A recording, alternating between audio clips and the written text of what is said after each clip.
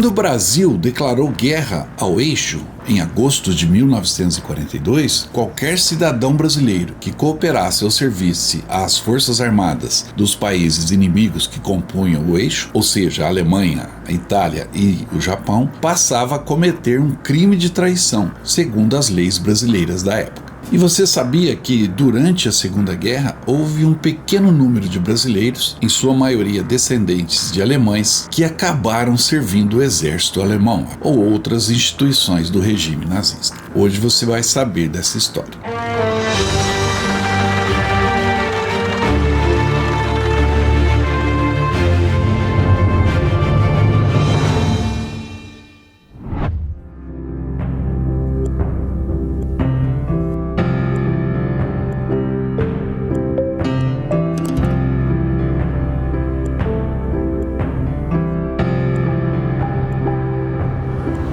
Aqui em Bremerhaven existe uma estátua em homenagem aos imigrantes alemães que deixaram neste porto uma Alemanha dividida, fracionada em vários reinos, onde a vida era difícil, isso no século XIX.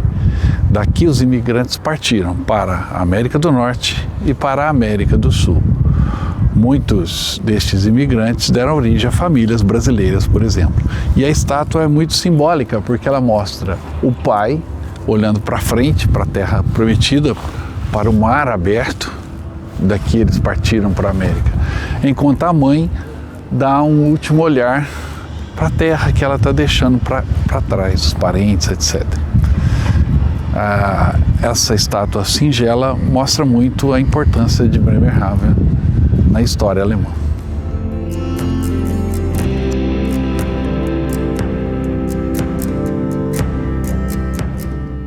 Desde o século XIX, o Brasil recebeu um grande fluxo de imigrantes alemães, sobretudo no sul do país. Algumas famílias, depois de terem já uma ou duas gerações aqui no país, retornaram à Alemanha, antes ou principalmente durante o período nazista, entre os anos de 1933 a 1940, seja por questões familiares ou seja por afinidade ideológica ou oportunidade de trabalho. A Alemanha nazista fez um chamado aos seus filhos para que voltassem à terra natal, pois as condições em meados dos anos 30 para os alemães em seu país melhoraram muito com relação aos anos 20. E isso atraiu famílias de volta para a Alemanha. Antes de 1942, o Brasil ainda não estava em guerra com a Alemanha. Então, alguns brasileiros, muitos deles com dupla nacionalidade, permaneceram no solo alemão, por razões pessoais ou profissionais. E se um brasileiro ou filho de brasileiros nascidos no Brasil, mas com cidadania alemã, estivesse na Alemanha quando o serviço militar foi ampliado às vésperas da guerra, poderia ser convocado para o exército alemão. Nesses casos, ainda que a pessoa fosse tecnicamente brasileira, as autoridades alemãs a tratavam como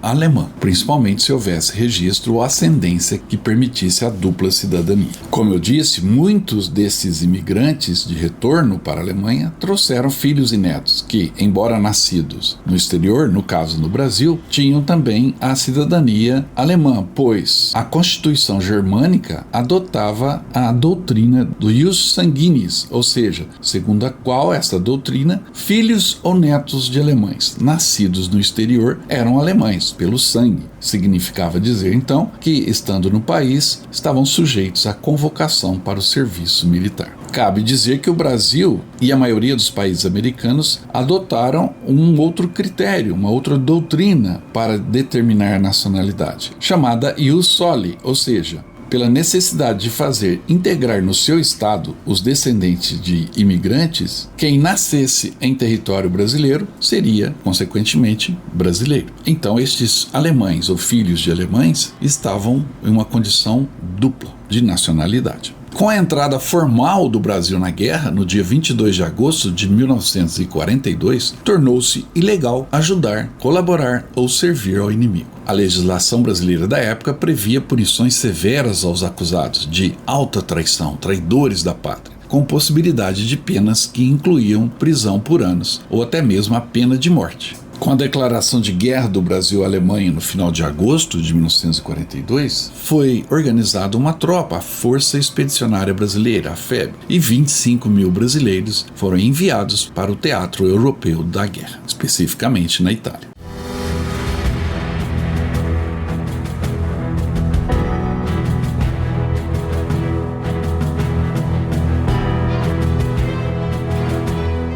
Com o fim da guerra, em 1945, começaram a surgir, então, casos de brasileiros que lutaram pelo inimigo. Muitos destes foram capturados. No final do mês de abril de 1945 e início do mês seguinte, 9 prisioneiros de guerra de nacionalidade germânica foram capturados por tropas italianas, inglesas ou norte-americanas. E todos eles afirmaram ter a nacionalidade brasileira e revelaram o desejo de serem repatriados. Formou-se então um grupo de prisioneiros com os militares Bronius Ayukas, Walter Belitz, Carlos Raj, Wilhelm Bock, Friedrich Huber, Carlos Rubel, Karl Huller, Lauro Koelin e Karl Georg Lenner. Em 9 de agosto de 1945, o chefe do 2º escalão do Estado-Maior da FEB encaminhou uma solicitação do registro das detenções em boletim interno e pedindo repatriamento ao Brasil por ordem do general Mascarenhas. Todos foram capturados com armas na mão, ou seja, estavam lutando pelo inimigo. Esses soldados então foram entregues aos brasileiros e o navio de passageiros Mariposa zarpou de Nápoles em 12 de agosto, chegando no Rio de Janeiro no dia 22 de agosto. O grupo,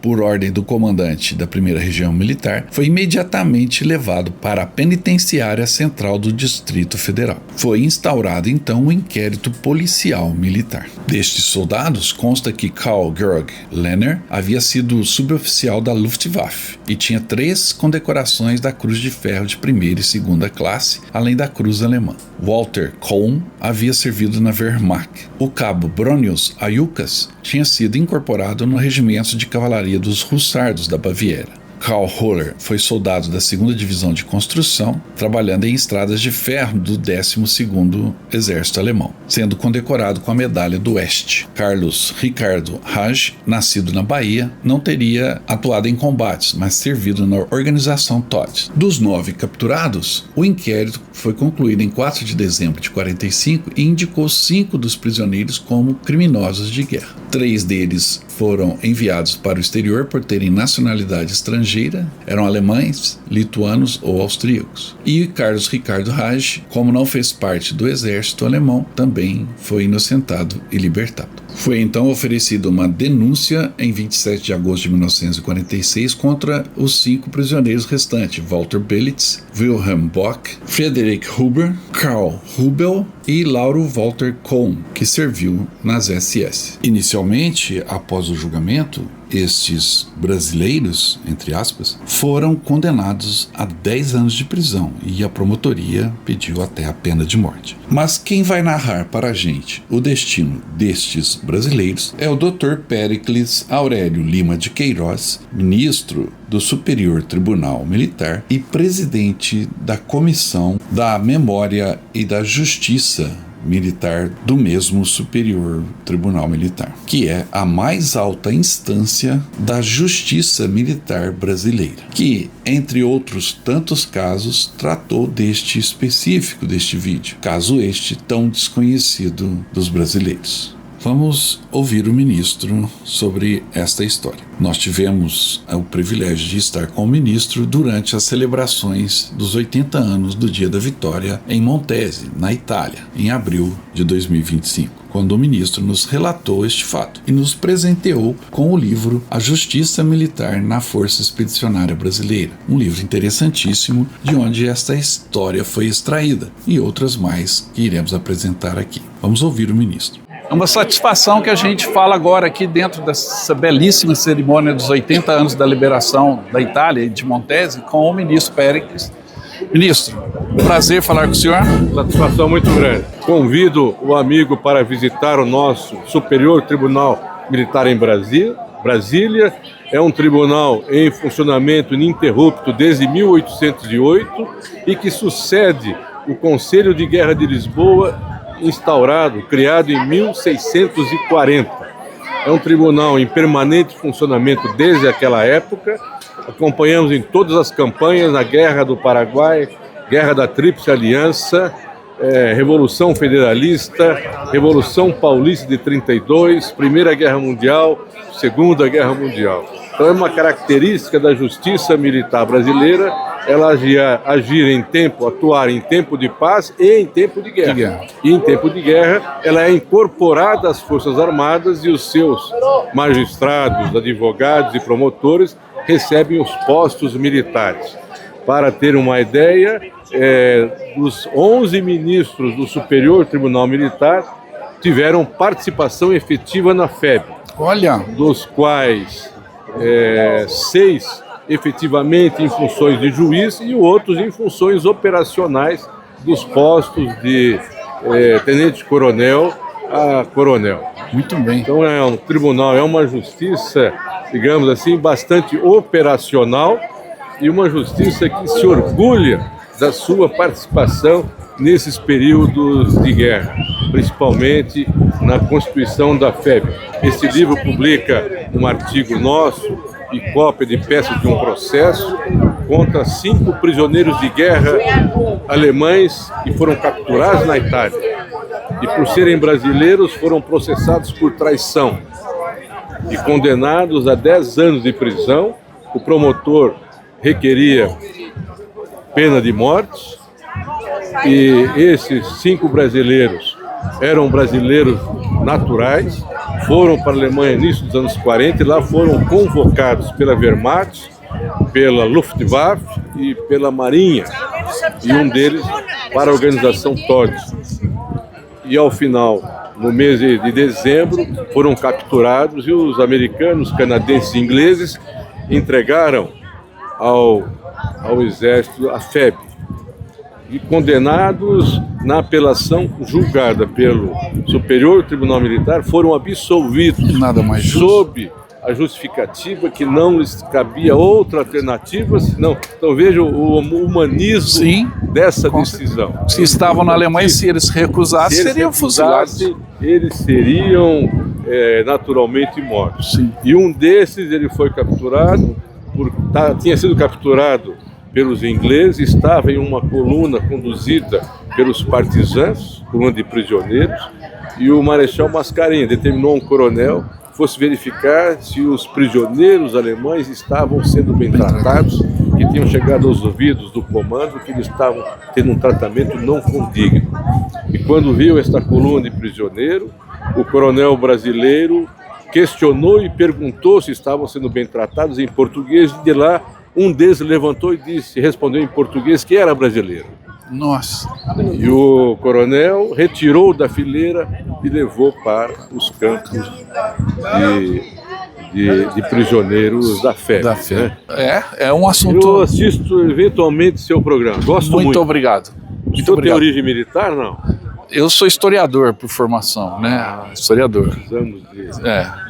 A epopeia dos 5 prisioneiros de guerra brasileiros, possuidores também da nacionalidade alemã, somente terminou em maio de 1947, com a absolvição majoritária decretada pelo Superior Tribunal Militar. Eles permaneceram presos 1 ano e 9 meses, a maior parte na penitenciária central, ou no Forte da Laje, ou então nas colônias da Ilha Grande. Nos depoimentos que prestaram perante autoridades militares ao serem interrogados como prisioneiros de guerra, em nenhum momento deixaram de admitir que estavam incorporados às Forças Armadas da Alemanha. Capturados por forças aliadas, nutriam a esperança de serem repatriados, pois não desejavam retornar à Alemanha e possuíam parentes no Brasil.